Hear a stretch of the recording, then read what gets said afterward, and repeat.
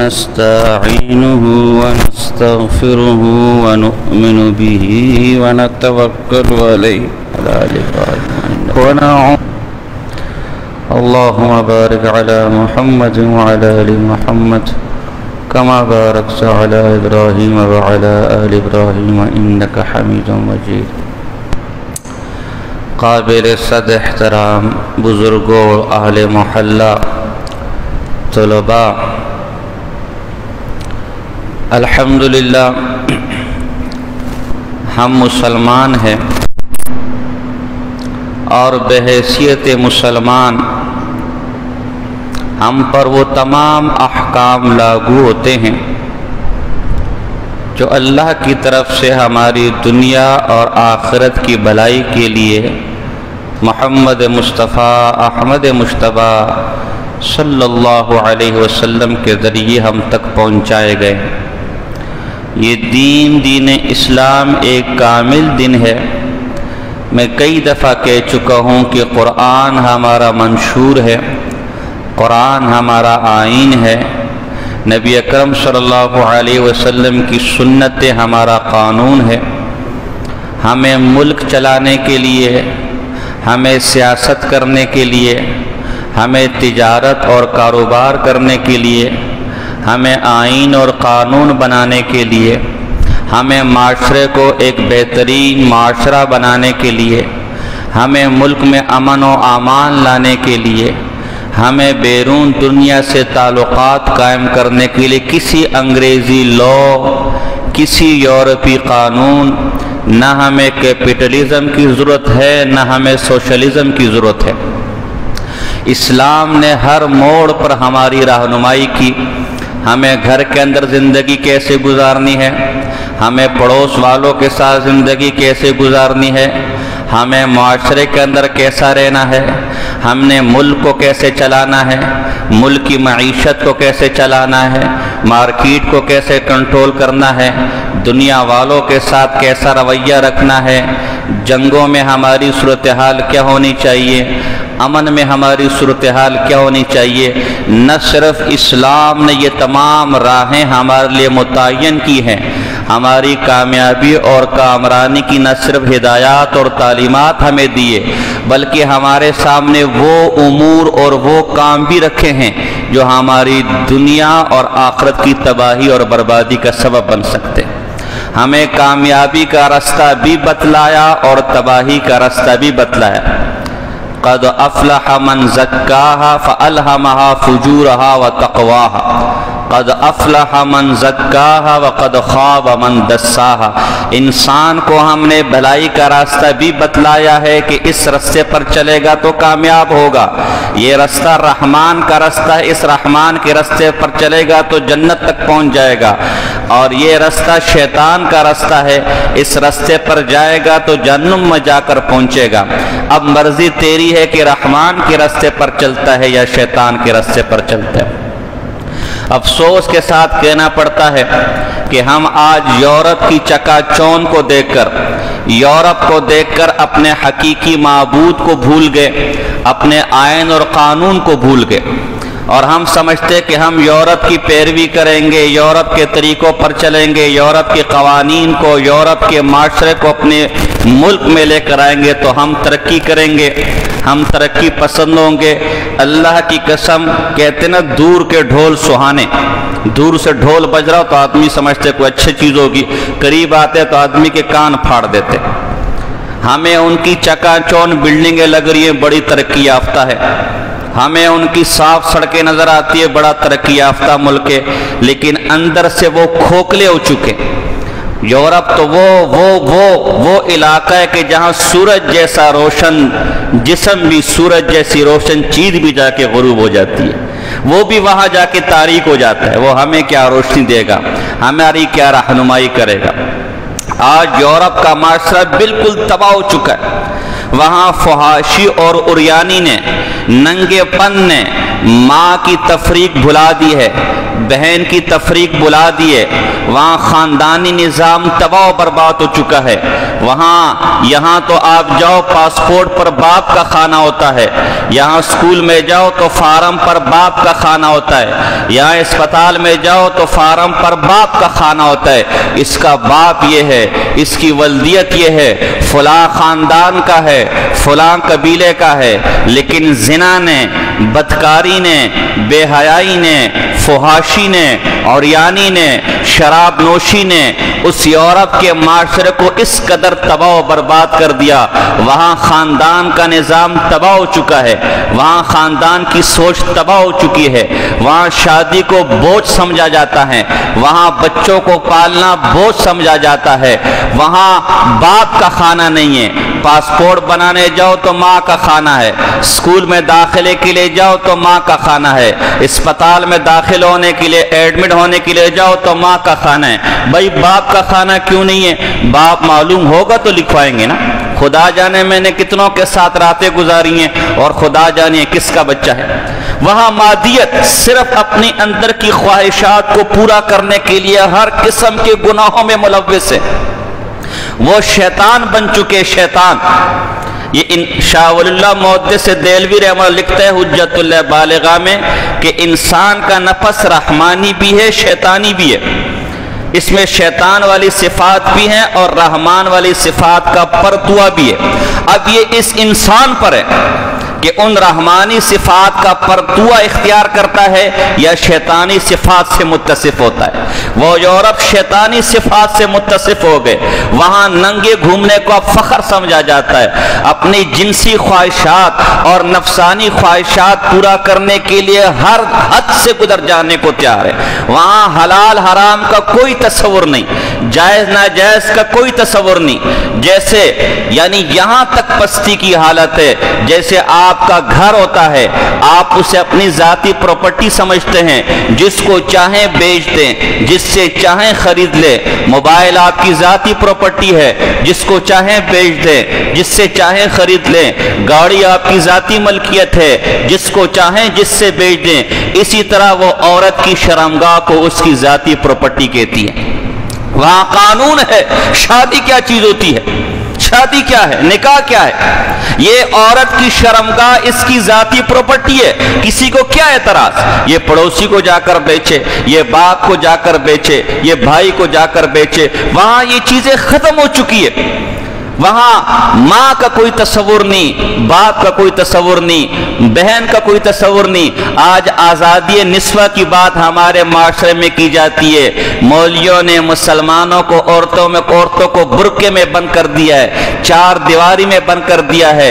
ان کو آزادی دی جائے۔ یورپ میں عورت آزاد ہے، دیکھو نا آزاد ہے، اسے کوئی خوف نہیں ہے۔ حالانکہ اللہ کی قسم جتنی پردہ دری اور جس برے طریقے سے یورپ میں عورت کو نچوڑا جاتا ہے کسی معاشرے کے اندر نہیں۔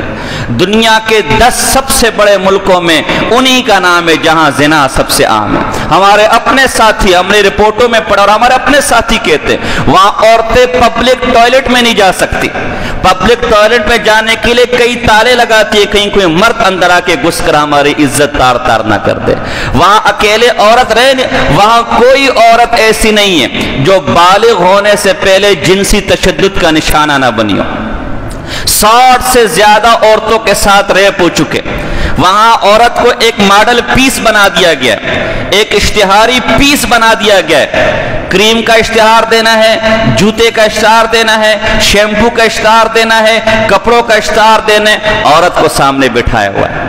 وہاں مرد عورت میں کوئی تفریق نہیں، کہیں وہ پیٹرول پمپ کے اندر کھڑی پیٹرول بھر رہی ہے، کہیں وہ پرائے بستروں کا مرد ہوٹلوں کے اندر ٹھیک کر رہی ہے، کہیں پرائے مردوں کو چائے دے رہی ہے، کہیں پنچر لگا رہی ہے۔ اور آج ہم اگر کہتے ہیں اوے بی بی پرائی مرد کا بستر درست نہ کر، پرائے مرد کو چائے مت دے، ہوٹل کے اندر بستر ٹھیک مت کر، پیٹرول پمپوں پر پیٹرول نہ بھر، اوے بی بی تو گھر کی مالکن ہے، تو تو اس شوہر کے سر کا تاج ہے، تو تو گھر میں بچوں کی ماں ہے، تو تو گھر میں کسی کی بہن ہے، تو تو گھر میں باپ کے لیے شہزادی ہے، تو گھر میں رہ کر اس چار دیواری کی ملکہ بن کر یہاں اپنے شہزادوں کے لیے بستر ٹھیک کر یا اپنے سرتاج کے لیے کھانا بنا، تو اسے عورت کا استحصال کہا جاتا ہے۔ اسے کہا جاتا ہے عورت کو تم نے چار دیواری میں بند کر دیا اور وہاں تم نگر نگر ڈگر ڈگر کتے بلیوں کی طرح عورتوں کو روڈوں پر گھماؤ، دکانوں میں رسوا کرو، بازاروں میں ان کے جسم کو نوچو، اشتہاروں میں اپنی گندی نگاہیں ان کے اوپر رکھو۔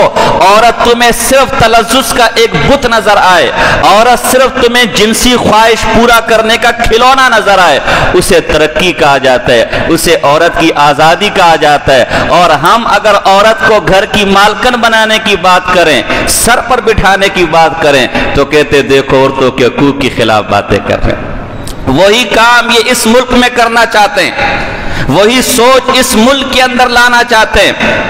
یہ ملک اس لیے بنا تھا کہ یہاں یہ نماز کی اجازت تو ہندوستان میں بھی ہمیں تھی، مسجدیں بنانے کی اجازت تو ہندوستان میں بھی ہمیں تھی۔ اس وقت سب سے بڑا مدرسہ دارالعلوم دیوبند کے نام سے ہندوستان کے اندر ہے، بڑی بڑی خانقاہیں ہندوستان کے اندر ہیں، مسلمانوں کے بڑے بڑے مقبرے ہندوستان کے اندر ہے، مسلمانوں کی بڑی بڑی شاہی مساجد ہندوستان کے اندر ہے۔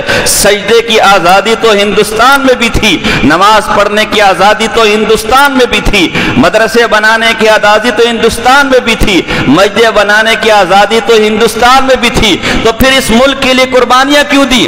پھر کیوں لاکھوں لوگوں کی جانیں قربان کی گئی؟ کیوں ہزاریں عورتوں کی عصمت دری ہندو اور سکھوں کے ہاتھوں کی گئی؟ کیوں مسلمانوں نے اپنا گھر بار چھوڑا، اپنا قبیلہ چھوڑا، اپنی آبائی زمینیں چھوڑی، اپنی جائیدادیں چھوڑی؟ اس واسطے کہ ہم ایک ایسا الگ ملک لے لیں، ایک ایسا خطہ زمین لے لے جہاں ہم آزادی کے ساتھ قرآن کی تعلیمات پر عمل کر سکے۔ ہمارا آئین کوئی انگریز نہ بنائے، ہمارا آئین قرآن سے بنا ہو، ہمارے قانون انگریز جج نہ بنائے، ہمارا قانون قرآن و سنت کے مطابق بناؤ۔ لیکن افسوس 75 سالوں سے ہم صرف اس کا خواب دیکھ رہے، آئے دن کوئی نہ کوئی ایسا قانون پاس ہو رہا ہے، آئے دن کوئی نہ کوئی ایسا قانون لایا جا رہا ہے مختلف ہیلوں بہانوں کے ذریعے کہ کسی طرح اس ملک کو بھی فحاشی کا اڈا بنا دیا جائے، کس طرح اس ملک کو بھی اخلاقی طور پر تباہ و برباد کر دیا جائے، یہاں خاندانی نظام ختم کر دیا جائے، یہاں بچوں کا نظام ختم کر دیا جائے، یہاں اسلامی تعلیمات ختم کر دی جائے، یہاں پردہ ختم کر دیا جائے، یہاں عورت کی عزت اور آبرو کو کھلونا بنا دیا جائے۔ صبح شام یورپ اسی سوچ میں، اور افسوس ہمارے چند احمق جو بظاہر چہروں سے لاڈ مکالے کی اولاد، جو بظاہر چہروں سے مسلمان نظر آتے ہیں لیکن دماغ اور دل سارا انگریز کا ہے۔ لاڈ مکالے کے بقول ایسی نسل تیار کرنا چاہتے ہیں جو شکل سے تو مسلمان لگے لیکن عقل، دل اور دماغ سے انگریز ہو، دل و دماغ سے یورپ ہو۔ ان کی پوری کوشش ہے کہ اس ملک کے اندر ہائے دن جو اسلامی قوانین ہیں اسے ختم کیا جائے اور جو انگریزی قوانین ہیں اسے لاگو کیا جائے۔ بڑے افسوس کے ساتھ کہنا پڑ رہا ہے کہ مسلمانوں کی پارلیمنٹ کے اندر جہاں اسلامی جمہوریہ پاکستان کا قانون بنتا ہے، جہاں آئین کے اندر لکھا ہوا ہے کہ اس ملک کا قانون اسلام ہوگا، اس ملک کا صدر و وزیر اعظم مسلمان ہوگا، یہاں اس ملک کے اندر قرآن اور سنت کی تعلیمات کے خلاف کوئی قانون بن نہیں سکتا۔ بڑے افسوس کے ساتھ کہنا پڑ رہا ہے کہ وہاں ٹرانسجینڈر خواجہ سراؤں کے حقوق کے نام پر ایک فحاشی اور عریانی ٹرانسجیکٹر پروٹیکشن لا کے نام سے ایک فحاشی اور عریانی کا قانون 2018 میں بنا کر پاس کیا گیا اور کسی کو کانوں کان خبر ہی نہ ہوئی۔ اول تو ٹرانسجینڈر خواجہ سرا، کوئی اسلام میں خواجہ سرا کا تصور نہیں ہے۔ کسی ٹرانسجنڈر کا کنسپٹ نہیں ہے اسلام کے اندر. یہ سب بکواس ہے. یہ سب بدماشوں کی اور عیاشوں کی اور بدکاروں کی یہ نسل ہے. ان کی تاریخ یہ ہے، ہندوستان کے اندر مغل جو بادشاہ تھے وہ اپنی گھر کی عورتوں کی خبرگیری رکھنے کے لیے، لونڈیوں کی خبرگیری رکھنے کے لیے، تاکہ ہمارے خلاف کوئی سازشیں نہ ہو، انہوں نے ان خواجہ سراؤں کو، جس کو آپ اپنی زبان میں مخنث کہتے ہیں، جو بھی کہتے ہیں، مختلف میں نام نہیں لینا چاہتا، ان کو اندر رکھا عورتوں میں، تاکہ یہ عورتوں کے اندر رہیں. اس کام کے قابل تو ہے نہیں، وہ تو ہم نے ان کی رگیں کاٹ دی ہیں، اور عورتوں کی رپورٹیں بھی ہم تک لاتے رہے کہ ہمارے خلاف کوئی سازش تو نہیں ہو رہی. پھر ایک فاسق عیاش بدماش بادشاہ گزرا ہے مغلیہ سلطنت کے اندر، اس کا نام ہی شاہ رنگیلا ہے. نام بھی رنگیلا تھے، کام بھی رنگیلوں والے. اس کے زمانے میں خواجہ سراؤں کو، چونکہ عیاش تھا، بدفعل تھا، بد کردار تھا، اس کے زمانے میں خواجہ سراؤں کو شاہی دربار سے پروٹوکول ملا. خواجہ سرا سر کے تاج ہوئے، اور یہ خواجہ سرائی کا ایک غلیظ اور گندا دھندا شروع ہوا. انہوں نے اپنا گرا اور اپنا چیلا بنایا، اور پھر یہ خواجہ سرا یوں پھیلتے گئے، اور آج یہ اس ہندوستان پاکستان کے علاوہ کہیں یہ مخلوق نہیں ہے، اور آج یہ اس معاشرے کا ایک ناسور بن گئے، ایک گند اور غلاظت بن گئے. میں نے کہا اسلام میں ٹرانسجنڈر کی کوئی حیثیت نہیں ہے، کوئی وہی نہیں ہے. اسلام کے اندر اسے خنثی کہا جاتا ہے، اور اسلام نے ان کو حقوق دیے. یہ کوئی تیسری مخلوق نہیں ہے، یہ انگریز کی سوچ ہے. مرد کے لیے میل، عورت کے لیے فیمیل، اور اس کے لیے ایکس میل، یعنی نہ مرد ہے نہ عورت ہے. ٹرانسجنڈر کوئی تیسری مخلوق نہیں ہے. اسلام میں صرف دو مخلوق ہیں، مرد اور عورت. اگر کوئی ایسا پیدا ہوتا ہے جس میں مرد والی علامات بھی ہے، عورت والی علامات بھی ہے، تو اسلام نے اس کو تیسری مخلوق نہیں کہا. اسلام نے کہا کہ دیکھو ذرا، اس کا بول و براز، پیشاب پخانہ کہاں سے آتا ہے؟ اگر مرد والے سسٹم سے آتا ہے تو یہ مرد ہے، اگر عورت والے سسٹم سے آتے ہیں تو یہ عورت ہے، اس کو عورتوں میں داخل کرو. اگر دونوں سسٹم کام کرے تو جب یہ بالغ ہو جائے پھر دیکھو. بالغ ہونے کے بعد اگر اس کی داڑھی نکلتی ہے، یہ جماع کے قابل ہوتا ہے، اس کو احتلام ہوتا ہے، تو یہ مرد ہے، اس کو مرد کے حقوق دیں گے، اس کو مرد کا نام دیں گے. اور اگر اس کے پستان نکلتے ہیں، داڑھی واڑی نہیں نکلتی، احتلام وغیرہ نہیں ہوتا، تو اس کو عورت کے حقوق دیں گے، عورت کے احکام اس پر جاری ہوں گے. کوئی تیسری مخلوق نہیں ہے. اسلام قطعاً یہ نہیں کہتا کہ اگر آپ کا ایسا بچہ ہو جائے تو کسی گرو کے حوالے کر دے، اسے گھر سے نکال دے، اس کو بے حیائی اور بے شرمی کا نہیں، بلکہ اگر اس کے اندر مرد کی علامات غالب ہے تو وہ مرد کہلائے گا، اگر عورت کی علامات غالب ہے تو وہ عورت کہلائے گا. کوئی تیسرا، یہ انگریز کی سوچ ہے ٹرانسجنڈر اور تیسری مخلوق اور خواجہ سرا. ان کے تحفظ کے لیے، ان کے حقوق کے لیے قانون پاس کیا گیا. اور قانون کیا پاس کیا گیا؟ قانون کے اندر کیا کیا خرافات ہیں، قانون میں کیا کیا بدتمیزیاں ہیں، قانون میں کیا کیا فحاشیاں ہیں، کہ یہ جو خواجہ سرا اب ڈر کے مارے چھپکے سے اپنی فحاشیاں اور عریانیاں کرتے ہیں، اپنے گھروں کے اندر کرتے ہیں، اس قانون کے بعد یہ کھلے عام کر سکیں گے. ان کو ان کے رسومات ادا کرنے کا، ڈھول ڈمکا جو بھی ہے، انہیں قانونی تحفظ مل گیا. اب یہ کھلے عام سڑکوں پہ پھر سکتے ہیں، کھلے عام بازاروں میں سارے کام کر سکتے ہیں، کوئی انہیں منع کرنے والا نہیں ہوگا. اس قانون کے مطابق یوگا کترا، ایک یہ جو بدفعلوں کی تنظیم ہے LGBT، اس کے نظریات کو سامنے رکھ کر یہ قانون بنایا گیا. اور اس کی سوچ یہ ہے کہ مرد اور عورت تخلیقی نہیں ہے، یعنی نہ اللہ مرد کو پیدا کرتے ہیں نہ عورت کو، یہ تخلیقی چیزیں نہیں ہیں. ہم تو ظاہر بچپن سے جو پیدا ہوئے تو یا مرد ہوں گے یا عورت ہوں گے. وہ کہتے ہیں آپ کی عقل کیا کہتی ہے، آپ بے شک مرد ہیں، لیکن آپ کا ذہن یہ کہتا ہے کہ آپ عورت ہے تو آپ عورت ہے، اور اگر آپ کا ذہن یہ کہتا ہے کہ آپ مرد ہے تو مرد ہے. اب اس قانون کی روح سے کوئی بھی شخص جا کے نادرا میں جا کر کہہ سکتا ہے کہ بھئی میں مرد ہوں. کوئی بھی عورت جا کے کہہ سکتی ہے کہ میں مرد ہوں، مجھے مردوں کے خانوں میں شامل کرو. اور پھر کل کو جب باپ کی تقسیم، وراثت کی تقسیم آئے گی تو ہے عورت لیکن ڈبل حصہ مانگے گی. وراثت کا قانون یہاں ٹوٹا. کوئی بھی عورت نادرا میں جا کے کہہ کہہ سکتے کہ میں عورت نہیں ہوں، میں مرد ہوں، اس قانون کے تحت اسے مرد رجسٹر کیا جا سکتا ہے، اور کل کو وہ سرکاری مسجدوں کے اندر امام بھی بن سکتی ہے، تمہیں جمعے بھی پڑھا سکتی ہے، اسے کوئی روکنے والا نہیں۔ اس قانون کے تحت کوئی بھی شخص جا کے کوئی مرد اپنے آپ کو عورت کہہ سکتے کہ میں عورت ہوں، میں مرد نہیں ہوں، بے شک میری داڑھی ہو، میں مردوں والی باتیں کرو، لیکن میں ہوں عورت، مجھے عورتوں کے خانوں میں شامل کرو۔ اس قانون کے تحت اسے عورتوں کے خانوں میں شامل کیا جائے گا، اور کل کو جب حکومت کی طرف سے عورتوں کے سرکاری اسکول اور سرکاری کالجوں کے اندر کوٹا آئے گا تو یہ عورت ہونے کے ناطے وہاں کوٹے میں جا سکتی ہے، وہاں یہ پروفیسر بھی بن سکتی ہے، وہاں یہ استانی بھی بن سکتا ہے مرد، لیکن چونکہ کاغذوں میں اپنے آپ کو عورت شمار کیا ہوا ہے تو یہ عورتوں کے اسکول میں پڑھا بھی سکتا ہے، عورتوں کے اسکول میں یہ ہر قسم کا کام کر سکتا ہے۔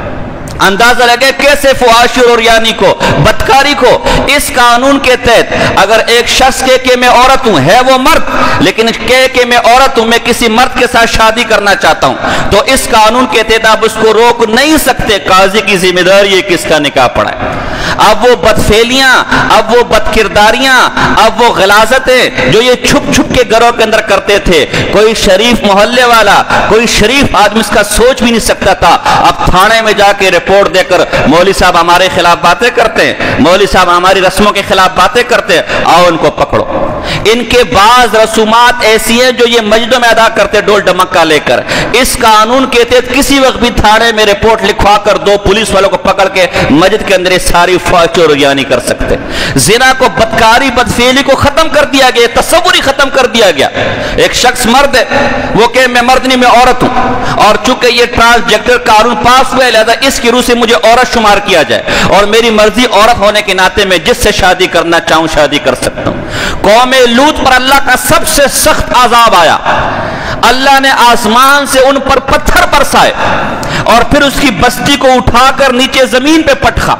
آج بھی وہ بستی بحر مردار ڈیڈ سی کے اندر ہے۔ سب سے سخت عذاب اس قوم لوط پر آیا، لیکن قوم لوط نے بھی بدکاری کو قانون نہیں بنایا، اور اتنا سخت گناہ کہ وہ ڈیڈ سی بحر مردار آج بھی موجود ہے، اور اس عذاب کی نحوست اس قبیلے والے کی نحوست ہے کہ اس سمندر کو بھی بحر مردار کہا جاتا ہے، ڈیڈ سی کہا جاتا ہے۔ وہ اتنا کھارا اور غلیظ پانی ہے، کوئی مچھلی تک اس میں زندہ نہیں رہ سکتی۔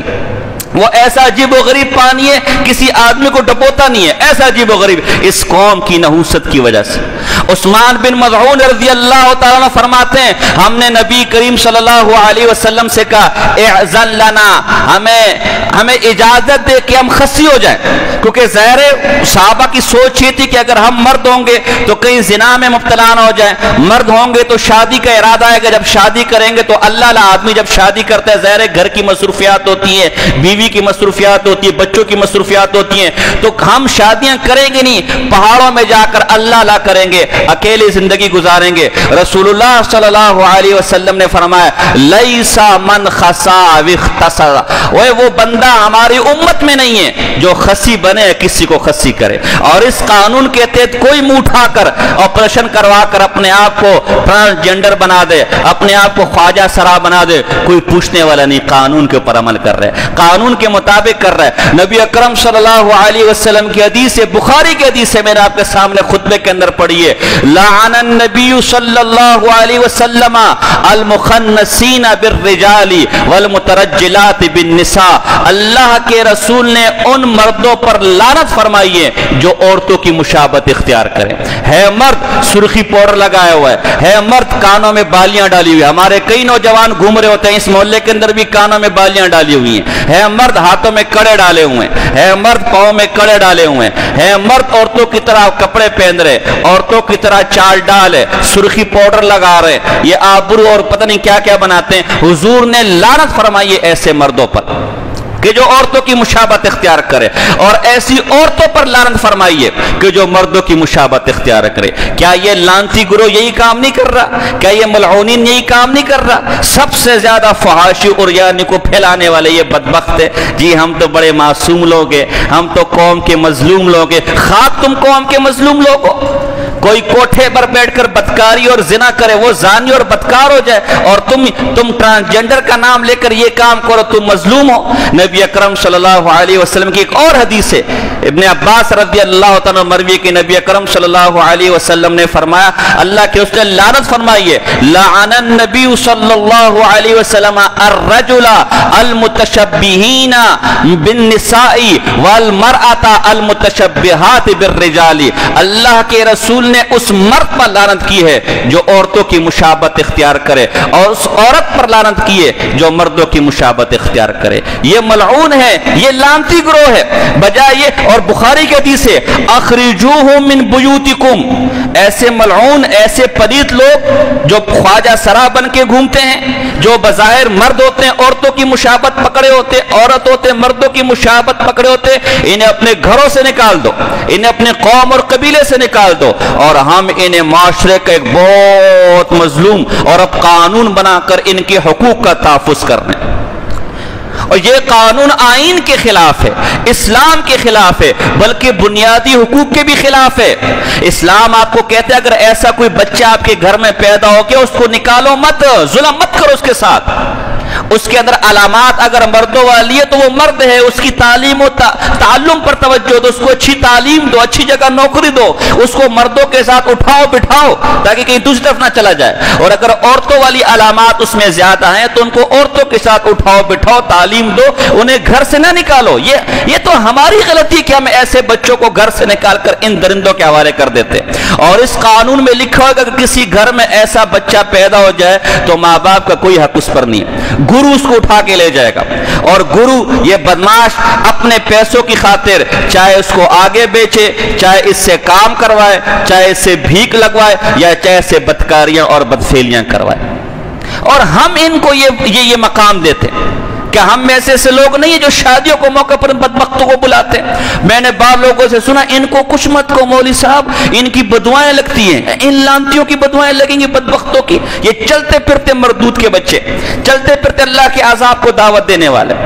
اللہ کے رسول تو کہہ رہے کہ ان کو اپنے قبیلوں سے اپنے گھروں سے نکال لو، اور تم کہتے ان کی بدوائیں لگیں گی۔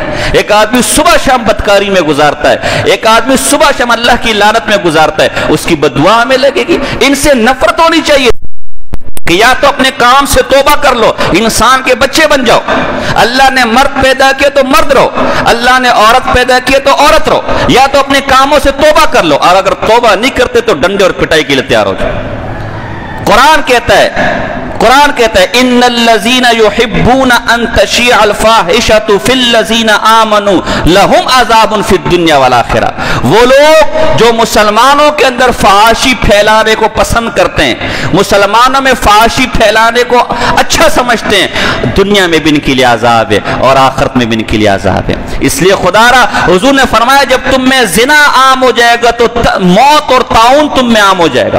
آج طرح طرح کی بیماریاں نہیں ہیں، کبھی کورونا، کبھی کون سی وبا، کبھی کون سی وبا، آج جو وبا، کبھی ایڈز، آج جو وبا بیماریاں ہم اپنے باپ سے سنا کہ ہم نے تو کبھی ان کا نام بھی نہیں سنا تھا۔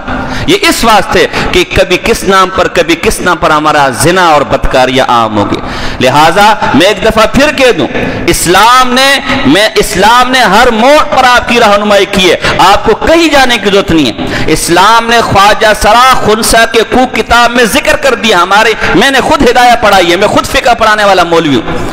قرآن فقہ کے اندر باقاعدہ ان پر باب ہے، ان کے مسائل ذکر ہے کہ اگر ایسا کوئی بچہ ہو جائے تو اگر اس میں مرد والی علامات ہے وہ مرد ہے، اور اگر اس میں عورت والی علامات ہے وہ عورت ہے۔ یہ ٹرانسجنڈر تیسری مخلوق، کوئی تیسری مخلوق اللہ نے پیدا نہیں کی، اللہ نے یا مرد پیدا کیا یا عورت پیدا کی۔ اس لیے اس ملک کے اندر، اسلام کے ملک نام پر لیے جانے والے ملک کے اندر، اسلام کے نام پر قائم ہونے والے ملک کے اندر فحاشی اور عریانی کا سیلاب لانے والا قانون پاس کیا گیا۔ کیا تم میں سے کوئی غیرت مند یہ پسند کرے گا کہ اس کا بھائی، اس کا بیٹا یہ کہے کہ میں چونکہ عورت ہوں سرخی پاؤڈر لگا کر کسی مرد کے بغل میں بیٹھ جائے، اور آپ ہاتھ بھی نہیں لگا سکتے اس لیے کہ قانون پاس ہو گیا۔ اب یہ اور ہوگا مرد لیکن عورتوں کے کوٹے میں نوکریاں کرے گا، اب یہ ہوگی عورت لیکن مردوں کے کوٹے میں نوکریاں کرے گی۔